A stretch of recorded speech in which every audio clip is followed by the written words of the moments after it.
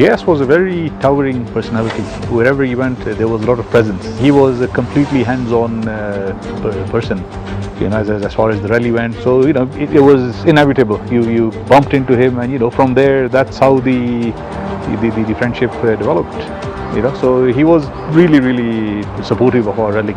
I've been rallying since about 1990, I think was when I did my first rally. I think we've pretty much taken part in some sort of motorsport activities every year since 1990. I'm glad that the classic class is actually picking up a lot of popularity here in Kenya. We thank all the organizers of the classic rallies in Kenya for making it happen. Yes, our team, we're going to dedicate this drive in your honor, and we wish you were here to witness it, and you will be missed. Thank you for keeping the East African Safari Rally dream going.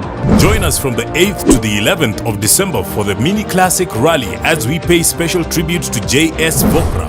Scrutineering will take place on Saturday 8th December at the Waterfront in Karen, with flag off from the same venue on Sunday 9th December. The finish will be at the Sarova Woodlands in Nakuru on Tuesday 11th December. Come witness the action as we remember a legend in motorsport.